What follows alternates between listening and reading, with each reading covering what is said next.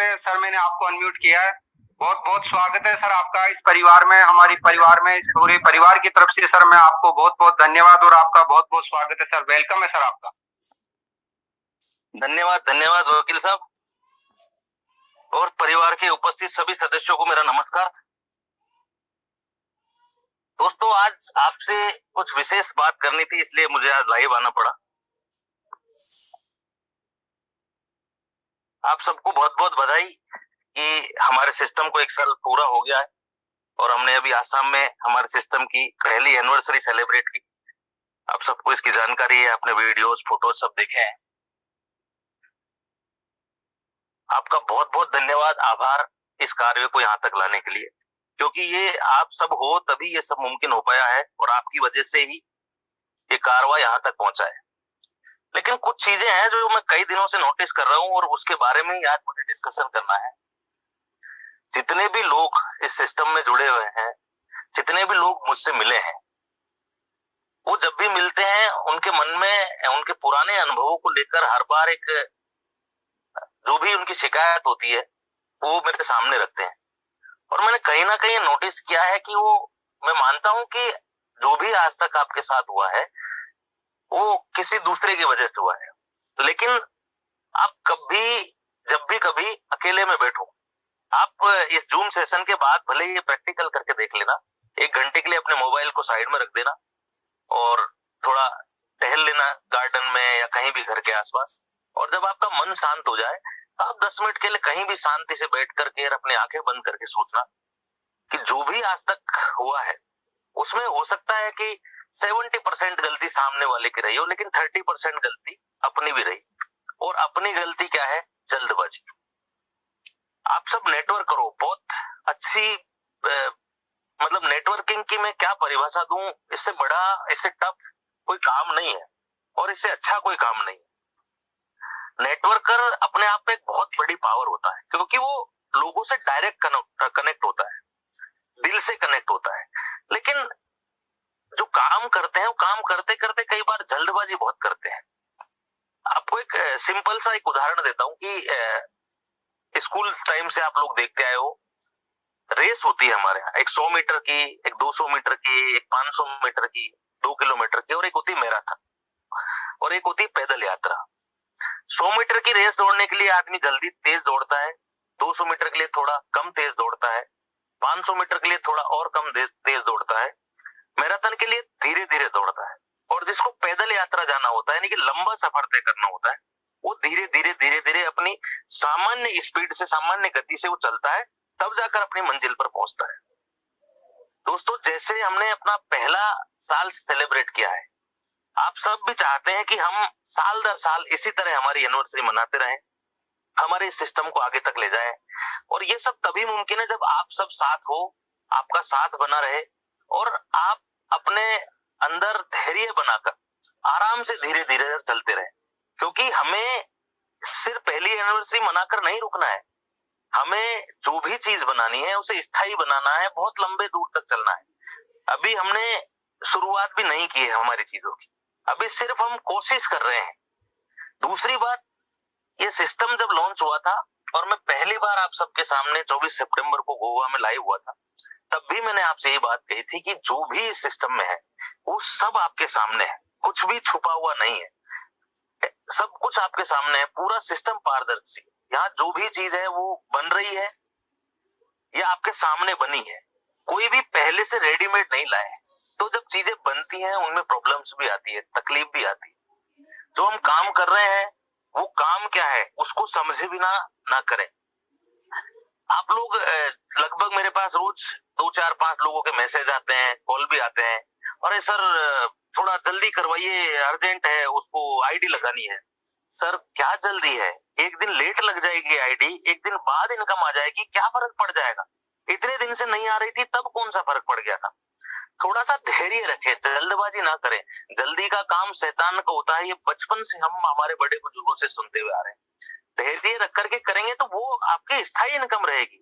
आपको 4 दिन इनकम थोड़ी लेनी है कि सर फटाफट लगाइए, आज अगर आईडी नहीं लगी तो बोल तूफान आ जाएगा। ऐसा कुछ भी नहीं होने वाला है। हमारा सिस्टम है, हमें इसे लंबे तक ले जाना है। धैर्य रखें, एक दिन बाद इनकम आएगी, क्या फर्क पड़ जाए। दूसरी बात, जो विशेष बात है जिसके लिए आज ये जूम सेशन में मैं आया हूं, आपके सामने हूं, कि आप सबको पता है कि हम फॉरेक्स में काम कर रहे हैं। फॉरेक्स गवर्नमेंट के रेगुलेशन में नहीं है।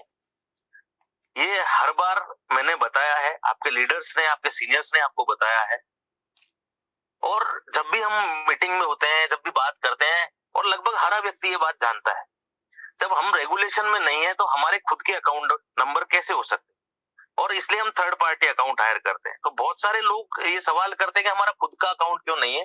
तो उसके लिए तो आपको जानकारी है ही कि हम थर्ड पार्टी हायर इसीलिए करते हैं कि रेगुलेशन नहीं, इसलिए खुद का अकाउंट नहीं दे सकते। दूसरी बात कि ये थर्ड पार्टी जो अकाउंट होते हैं टाइम बेसिस के लिए आते हैं।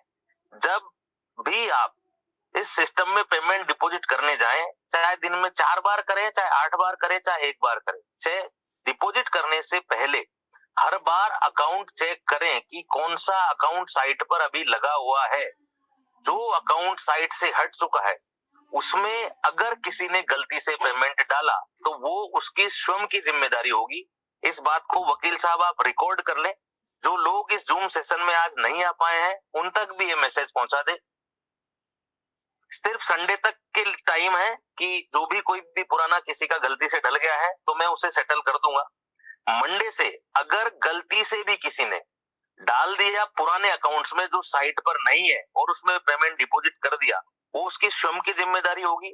और यदि किसी भी सीनियर लीडर ने मेरे से फोन करके या मैसेज पे ये कहा कि सर ये मेरी डाउनलाइन से गलती हो गई है, तो वो फंड उस डाउनलाइन को तो मिलेगा, लेकिन उस सीनियर लीडर की इनकम में से डिडक्ट होकर के मिलेगा। सिस्टम 1 रुपए की भी एक्स्ट्रा लायबिलिटी अपने ऊपर नहीं लेगा, ये आपको पहले दिन से बताया हुआ है। तो हर सीनियर लीडर की जिम्मेदारी बनती है।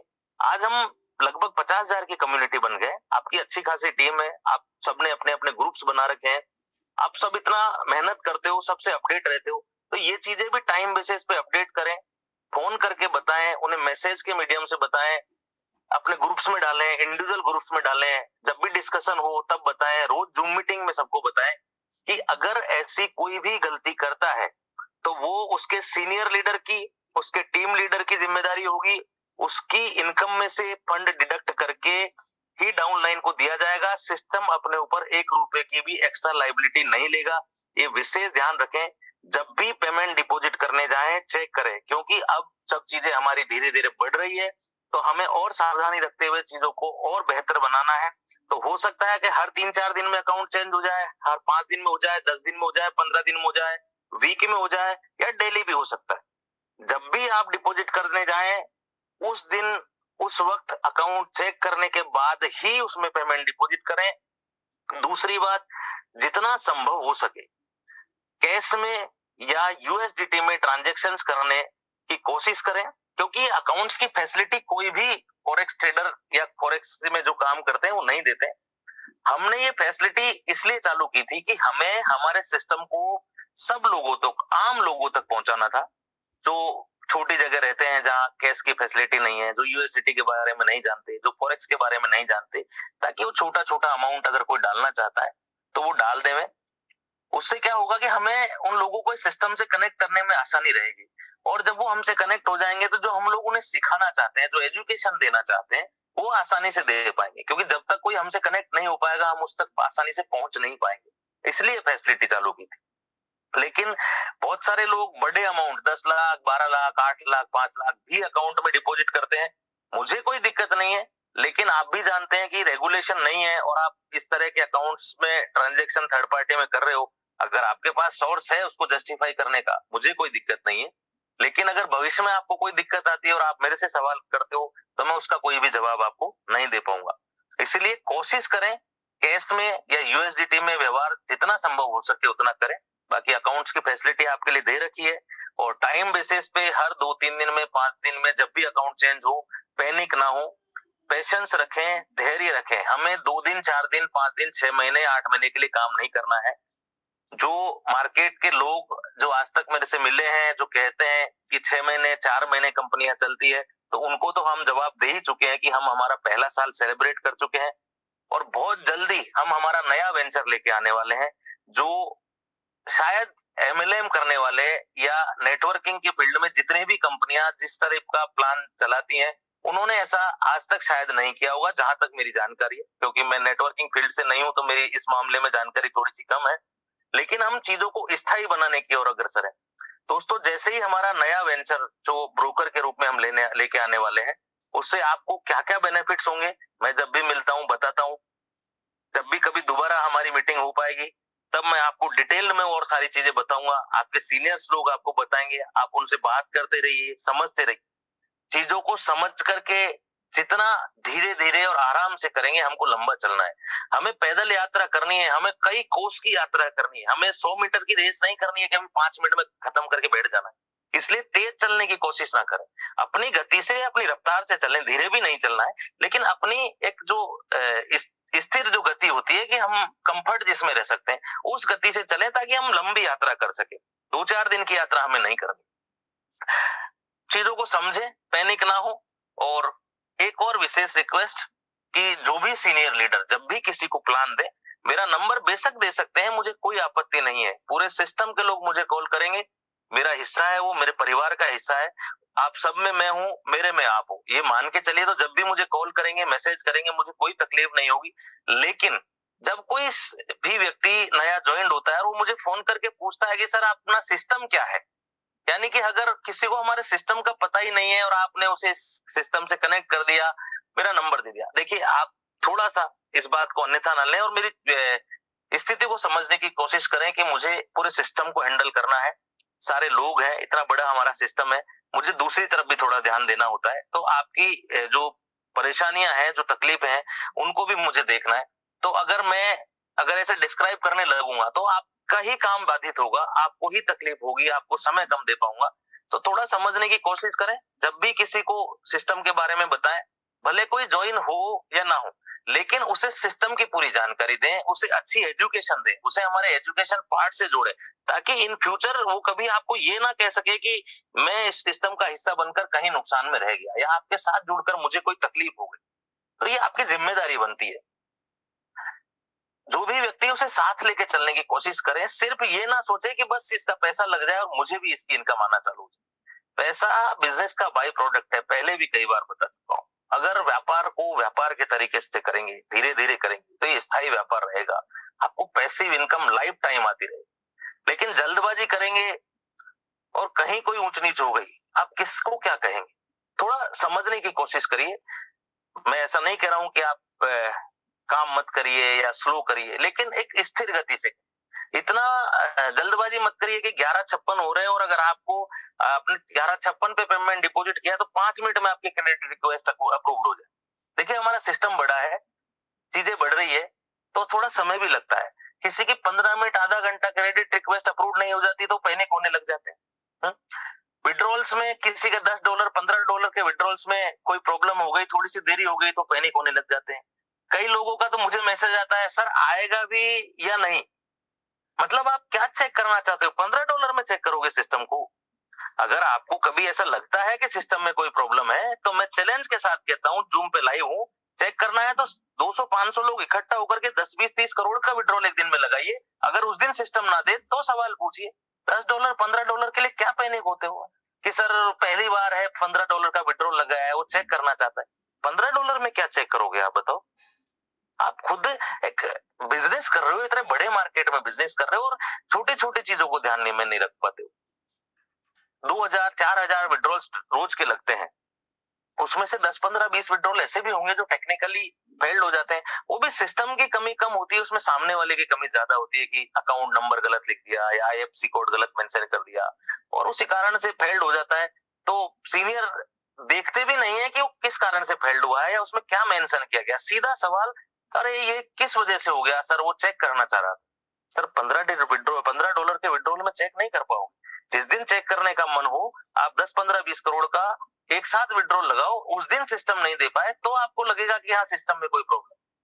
चीजों को समझने की कोशिश करो, जल्दबाजी मत करो। आपका ही सिस्टम है और आज यहाँ तक पहुंचे हैं तो ये मेरी वजह से नहीं पहुंचे, ये आप सबकी वजह से, आपकी मेहनत का ही ये परिणाम है कि हम 1 साल की एनिवर्सरी सेलिब्रेट कर पाए और आज 50,000 के ऊपर हमारी कम्युनिटी हो चुकी। ये सिर्फ और सिर्फ आप लोगों की बदौलत है।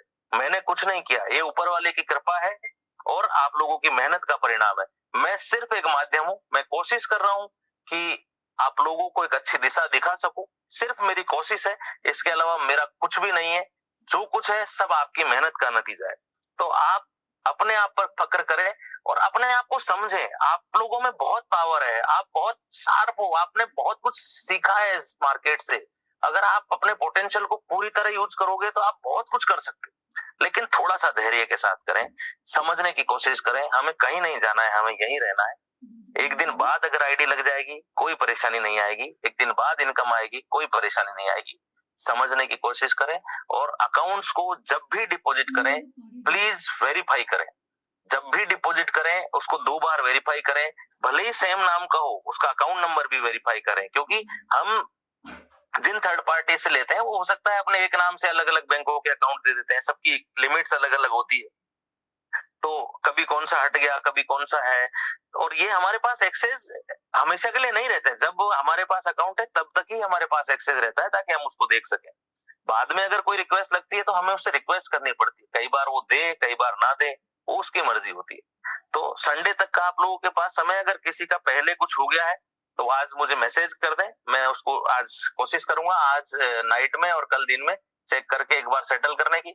उसके बाद से मंडे से अगर कोई भी व्यक्ति पुराने अकाउंट्स में डाल देगा तो उसकी खुद की या उसके सीनियर लीडर की रेस्पॉन्सिबिलिटी होगी। हाँ, जो नया व्यक्ति है उसको नुकसान नहीं दिया जाएगा, उसको बिल्कुल उसका वॉलेट में फंड दिया जाएगा, लेकिन उसके सीनियर और उसके भी सीनियर टॉप लीडर की इनकम में से डिडक्ट करके उसे फंड दिया जाएगा। इसलिए आप सबकी जो सीनियर लीडर्स हैं उनकी मोरल ड्यूटी बनती है सबको बताएं, समझाएं और जितना हो सके एजुकेशन पे ध्यान दें, सीखने पे ध्यान दें, क्योंकि एक बार अगर आप सीख गए तो आपको कोई नहीं हरा पाएगा। आज के लिए मेरे पास आपको बताने के लिए इतना ही था। और एक और बात कि जो लोग 18 तारीख को थाईलैंड जा रहे हैं, लगभग 300 लोग हमारे थाईलैंड जा रहे हैं, तो उनको मैंने ग्रुप्स में लगभग सबके टिकट शेयर कर दिए हैं। कलकत्ता वालों के रह रहे हैं वो भी आज नाइट में कर दूंगा। तो एक फॉर्म भी मैंने वीजा का वहां पे शेयर किया है, तो उसे प्रॉपर फिलअप कर लें, उससे रिलेटेड डिटेल भी वहां डाल दी है। 2 फोटोज अपने रख लें पासपोर्ट साइज के, उस पे साइज भी लिखी हुई है ताकि आपको वहां किसी तरह की परेशानी का सामना ना करना पड़े, यहीं से भर के लेके जाएंगे तो आपको वीजा लेने में इजी होगा। वीजा आपको सेल्फ लेना है, उसका पैसा भी आपको सेल्फ देना है, प्लस लगभग 15 या 20 हजार थाई बात आपकी जेब में होने चाहिए। वहां चेक करते हैं, अगर मान लीजिए चेक किया और किसी के पास नहीं हुआ तो उसे वीजा लेने में परेशानी हो जाएगी, या इंस्टेंट वहां से लेना पड़ेगा अगर थाई बात, तो वहां महंगा मिलेगा, आपको नुकसान पड़ेगा। तो यहाँ से लगभग ₹2.5 के लगभग एक थाई बात मिल रहा है। तो आप जाने से पहले 20,000 के लगभग थाई बात अपनी जेब में रखें। कई सारे लोगों का सवाल था कि सर कम लेके जाएं, तो उससे कोई परेशानी नहीं है। अगर आप 20,000 भी लेके जाते हैं तो जितना खर्च होता है उतना करिए, जब वापस आते हैं तो जो एक्सचेंजर से आप लेते हैं वही आपका रिटर्न ले लेगा और आपको INR वापस कर देगा, तो उसमें कोई परेशानी नहीं है। लेकिन वहां कोई परेशानी ना हो इसका ध्यान रखें। इसकी इटिनरी मैं आपको टूर की ग्रुप्स में आज शेयर कर दूंगा कि वहां आपको क्या क्या फैसिलिटीज दी जा रही है, कहाँ कहाँ घूमना है, लंच डिनर ब्रेकफास्ट कब है, डिनर है या नहीं है, और जो इटिनरी के आसपास के अलावा कुछ भी एक्स्ट्रा फैसिलिटीज आपको नहीं दी जाएगी। विशेष ध्यान रखें, सावधानी से जाएं। 22 तारीख का हमने वहां एक छोटा सा इवेंट भी रखा है और मैं भी 22 तारीख को आप लोगों के साथ बैंकॉक में रहूंगा। ध्यान से जाएं, सभी सीनियर लीडर्स अपने टीम को अपने साथ लेकर के जाएं और उनका ध्यान रखें। किसी भी तरह की और कोई भी आपको दिक्कत परेशानी हो तो आप मुझे सीधा कांटेक्ट कर सकते हैं, किसी तरह की कोई दिक्कत परेशानी नहीं है। मुझे मैसेज करने में या फोन करने में आप जब चाहें 24/7 मेरा नंबर चालू है, आप मुझे कॉल कर सकते हैं। ध्यान रखो, सीखने की कोशिश करो और धीरे धीरे समझते हुए चीजों को करो। बस इसी शुभकामना के साथ आज की शुभ संध्या। धन्यवाद। वकील साहब, आपका सेशन आगे का आप कंटिन्यू करें प्लीज। Thank you. बहुत बहुत धन्यवाद।